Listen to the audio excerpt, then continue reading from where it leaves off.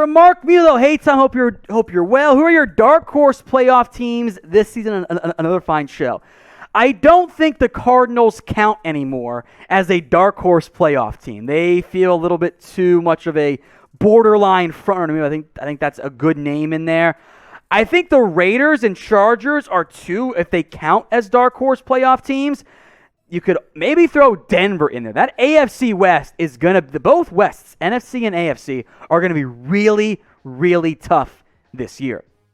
From Flash Gamer Paval, I really want to know your opinion. Top 3 strongest schedules without the win percentage last season. I don't have them all memorized, unfortunately, Flash. Look, I think that if you're a bad team that was maybe a little bit better last year, you're going to have a tough time. So I think a team like Washington has a very tough schedule because they won the NFC East, have difficult cross-conference matchups. That's a tougher schedule than, say, the Cowboys, who get the third team. So I think Washington has a tough schedule. And then, honestly, pick an AFC West team. Probably the Raiders or Denver. Both those teams, very tough schedules this year. Shanav, how long will Jeudy be out and who replaces him? So I believe the timeline was 4 to 6 or 6 to 8 weeks. It's a high ankle sprain, so we'll generalize it here. Probably around 6 weeks is when you start to get Jerry Jeudy back. In the short term, you'll see Tim Patrick and you'll see KJ Hamler. Denver's 4 deep, apologies to Deontay Spencer, at receiver. So Denver will be okay. It is a pretty brutal injury, though, for Jeudy, who I thought was really going to have a big-time breakout year for Denver. Bradley Perry, can Teddy Bridgewater lead the Broncos to the playoffs?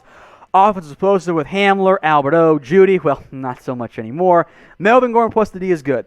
I wouldn't overreact necessarily to a win over what I think is going to be a bad Giants team this year, but Bridgewater did look really good.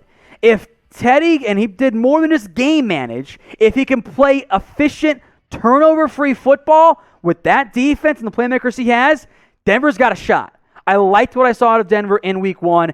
Tough division with the Raiders, Chargers, and Chiefs all in there. I think 4 pretty solid teams. Denver can make a run, but I think they're an outsider for now. In fact, I would actually argue that Denver is one of the best sleeper teams right now. So with that in mind, get your votes in. Who is your top sleeper team this season? As Broncos fan Sam glares at me for that comment. I'm right. I don't know what to tell you. I think Denver's a great sleeper team. You can type in Broncos right now. Get your votes in for me right now in the comments section. Aaron Rodgers requests to trade what team would best fit for him. We also threw in hashtag Cowboys, to be clear, not Dallas. Look, Rodgers is not getting traded. This season, 0% chance. Next year, let's see what happens with your usual suspects. How does Denver fare this year? How do the Raiders fare this year? Those teams, and hell, maybe a Pittsburgh, super dark horse, all teams to keep an eye out for. Apex, Melvin Gordon will be top 3 in rushing. Am I crazy? Or that's probably asking for too much, given that as good as Melvin Gordon was, he is barely 3rd right now, and he only had 11 carries. The efficiency is not going to stay that high.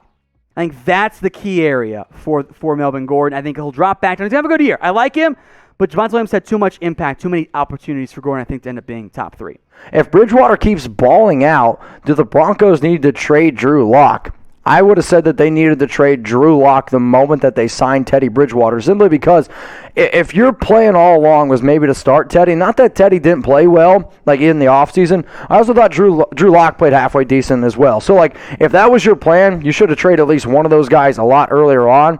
But I was pleasantly surprised from what I saw by Teddy. Von Miller spoke very high about Bridgewater, actually compared him to Peyton Manning. So anytime I hear something like that, I'm like, all right, I'm listening a little bit. But yeah, at this point, man, I'm trying to move on from Drew Lock. Now, if I didn't answer your question, y'all, you can always hit me up on Instagram at MitchellRenz365. I promise you, when I text, my words won't sound as bad as what my voice does right now.